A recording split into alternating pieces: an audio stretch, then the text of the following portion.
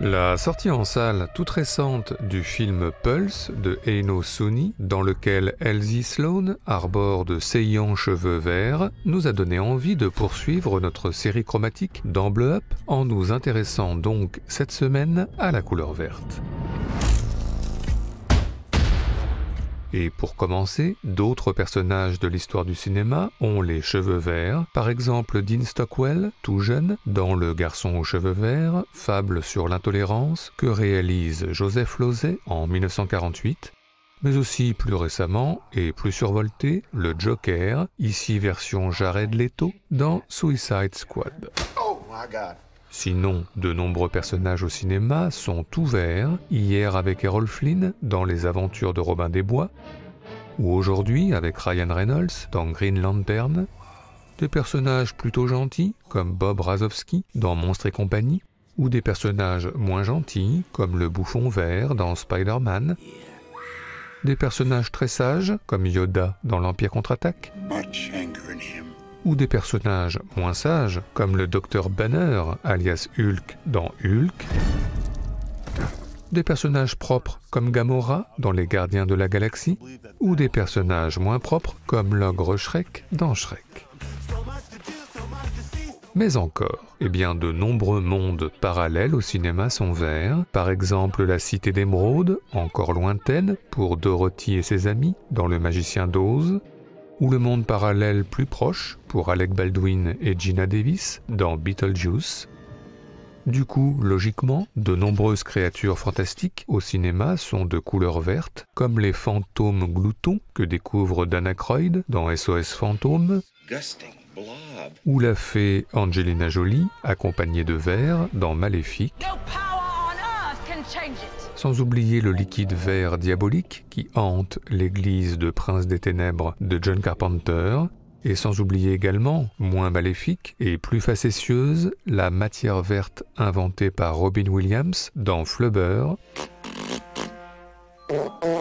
Mais enfin, ce sont évidemment les extraterrestres qui au cinéma sont verts, comme ceux bientôt belliqueux de la guerre des mondes version Byron Haskin, ou comme ceux encore plus belliqueux de Mars Attacks de Tim Burton.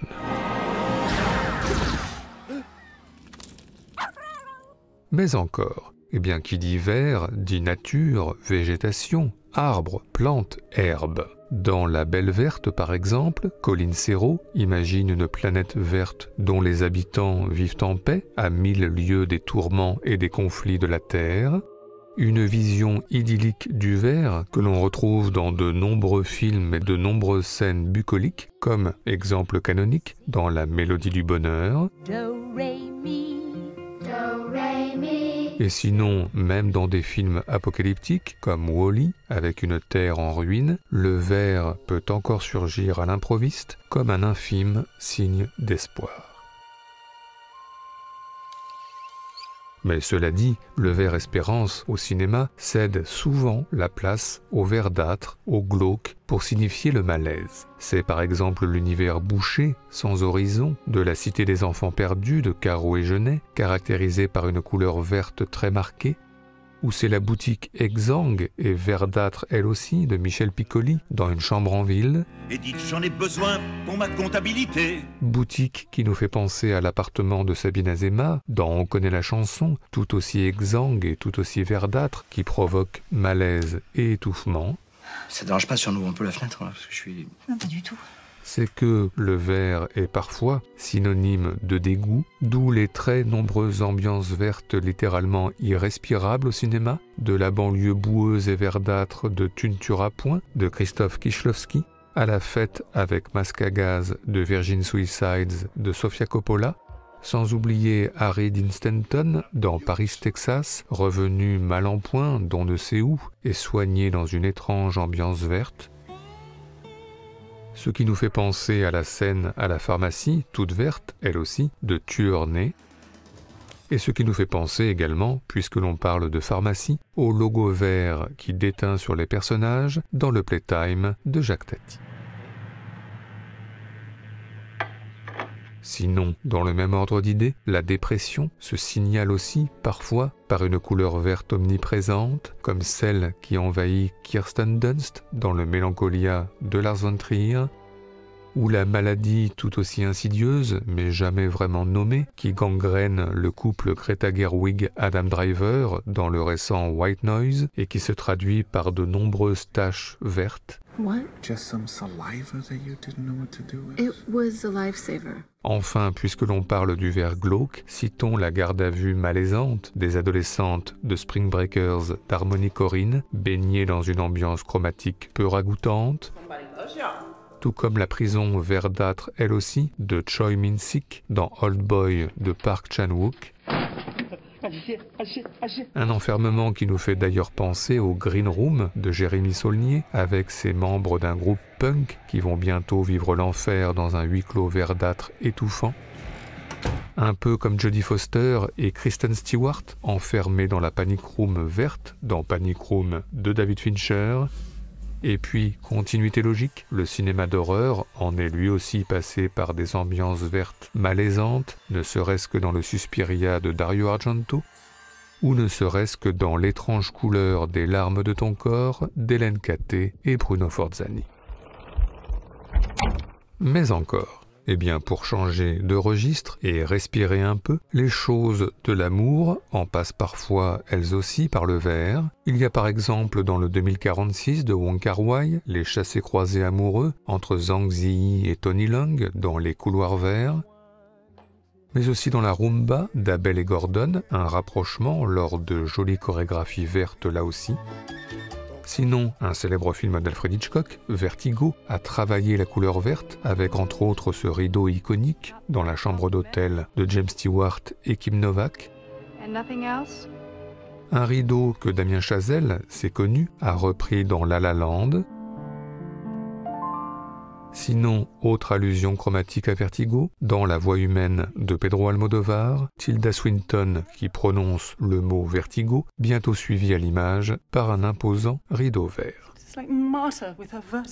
Enfin, la concrétisation se fait aussi parfois dans le verre, et notamment dans La forme de l'eau de Guillermo del Toro, cinéaste du verre s'il en est. Et puis, plus si affinité dans Les amants imaginaires de Xavier Dolan, et encore plus si affinité dans le Sailor et Lula de David Lynch, et puis l'après, dans le verre aussi, en tous les cas pour Frédéric Forrest et Nastasia Kinski, dans Coup de cœur de Francis Ford Coppola. Enfin, terminons ce tour d'horizon par les nombreuses tenues vertes qui ont jalonné et marqué l'histoire du cinéma. On se souvient par exemple, comment l'oublier, du tailleur vert de Tippi Hedren dans Les oiseaux, mais aussi du manteau vert de Monica Vitti dans Le désert rouge. On se souvient également de la robe verte de Keira Knightley dans Reviens-moi, tout comme celle portée par Adèle Haenel dans Portrait de la jeune fille en feu. Mais enfin, la tenue verte la plus inoubliable de notre histoire du cinéma, celle de Sid Charisse qui fait chavirer Jane Kelly dans Chantons sous la pluie. Bref, si on ajoute le générique géométrique vert de La mort aux trousses, et celui tout aussi géométrique et vert du Psycho version Gus Van Sant, si on ajoute le green de golf dans Le golf en folie et le gazon de Wimbledon dans La plus belle victoire, si on ajoute la station de métro verte d'Amélie Poulain et la rame de métro verte de Chansons du deuxième étage, et puis la jument verte de Claude Autant-Lara et le cheval vert de La vie est belle de Roberto Benigni, mais aussi les dinosaures du voyage d'Arlo, les grenouilles de La prophétie des grenouilles, le crocodile de Peter Pan et la femme serpent de Green Snake, sans oublier Will Ferrell en elfe vert dans Elf, et Alain Chabat en Père Noël vert dans Santa Claus et compagnie. Je cherche ton rayon lutin. Ok, d'accord. Et puis les billards verts de La couleur de l'argent, et les tapis verts de Casino, et puis les pierres précieuses brutes d'Uncut Gems, et le diamant taillé d'À la poursuite du diamant vert, sans oublier la piscine verte de la Ciénaga de Lucretia Martel, et la piscine verte du Rushmore de Wes Anderson. On peut dire que le vert est au cinéma partout,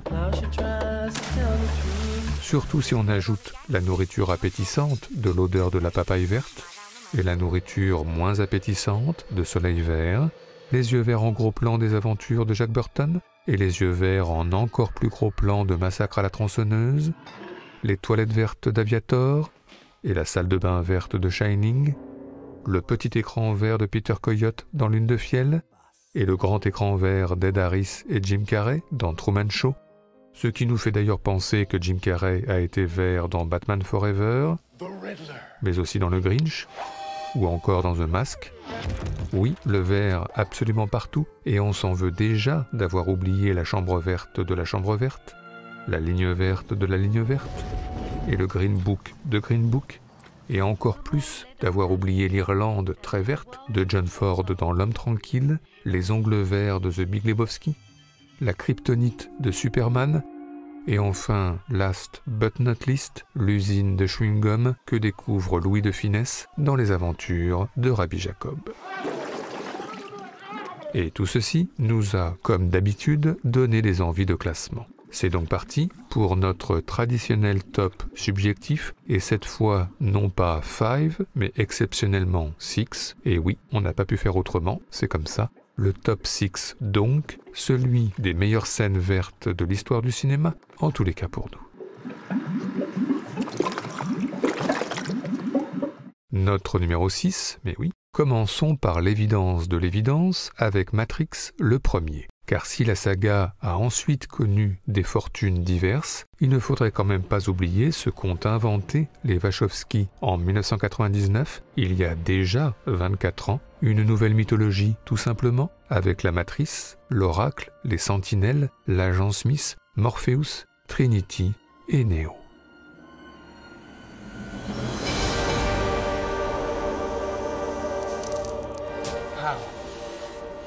He is the one.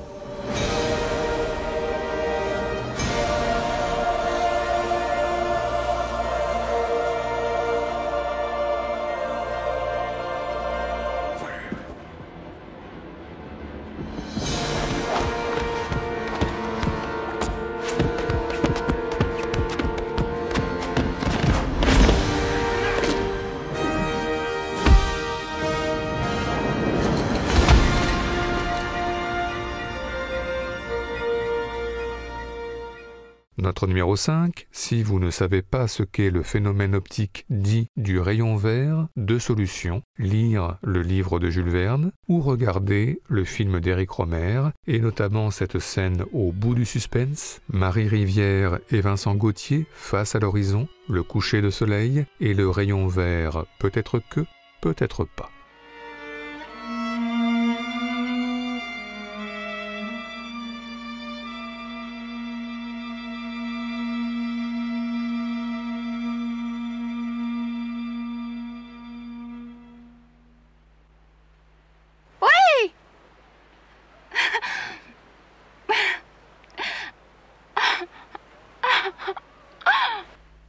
Notre numéro 4 concerne le cinéaste polonais Krzysztof Kieślowski. Nous avons cité dans notre introduction « Tu ne tueras point », film entièrement verdâtre, mais nous tenions à citer également une scène clé de notre adolescence. Cela se passe dans la double vie de Véronique, la rencontre lors d'un spectacle de marionnettes pour enfants entre Irène Jacob dans la salle et Philippe Voltaire dans les coulisses, le tout drapé, enrobé, enveloppé de verre, sur la musique très envoûtante de Zbigniew Pressner.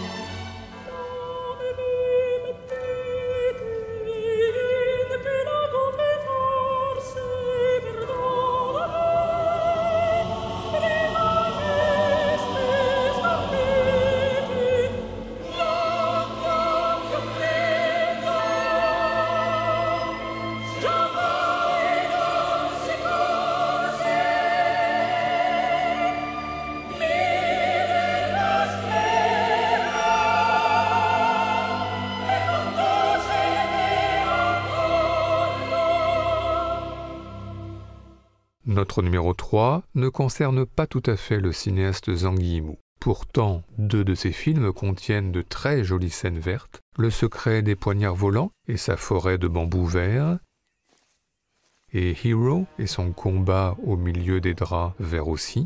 Mais comme nous citions Zhang Yimou dans notre précédent top chromatique consacré au rouge, varions un peu les plaisirs avec un autre film d'arts martiaux, Tigre et Dragon, signé Ang Lee, avec un générique vert, avec l'affrontement, ou presque, entre Zhang Ziyi et Chow Yun-fat dans les airs, au milieu, au cœur des arbres verts, mais Dieu que c'est beau.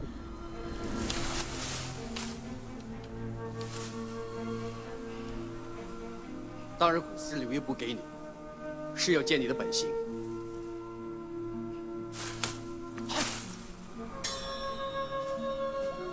你们这些老江湖怎么见得到本心？过来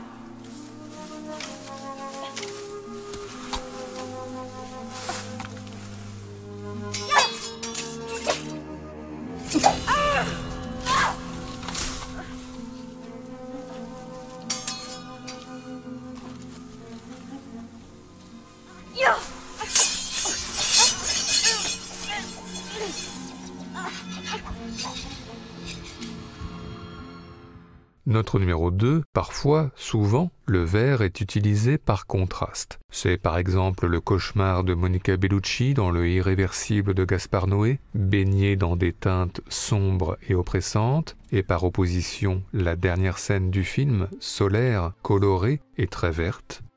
Mais c'est aussi dans Le Stalker d'Andrei Tarkovsky, une ambiance apocalyptique presque noir et blanc, et puis, par contraste encore, l'intrusion brutale de végétation très verte, dans lequel se noie littéralement le personnage. Et puis il y a, toujours d'Andrei Tarkovsky, Solaris, fable de science-fiction plutôt anxiogène, marquée là aussi par une ambiance sombre de fin du monde, avec tout de même, par opposition toujours, une ouverture inoubliable, faite d'une poignée de plants de végétation très vert, et là, se taire, regarder, écouter et ressentir, le temps de quelques secondes, en suspens.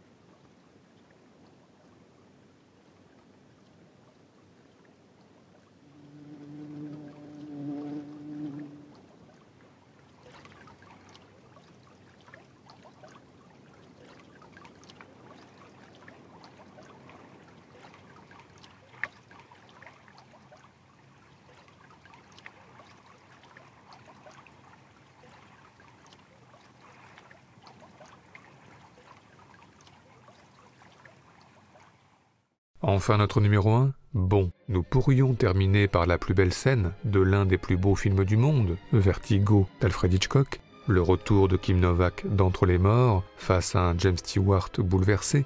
Mais nous avons déjà tellement cité cette scène que nous allons, une nouvelle fois, tenter de varier les plaisirs avec Holy Motors de Léos Carax, film vert s'il en est. Déjà le générique l'annonce, mais il y a aussi le costume de Denis Lavant sortant des égouts, et puis Paris tout vert, les quais ou le Panthéon, ou encore l'enseigne du parking final, sans oublier le masque vert d'Edith Scobb, très les yeux sans visage, et puis il y a cette scène de motion capture pour l'éternité, Denis Lavant sur un tapis roulant, devant un écran vert et bientôt dépassé, pas dans le bon tempo, pas dans le bon film, plus décalé et finalement émouvant, que jamais. Je suis prêt.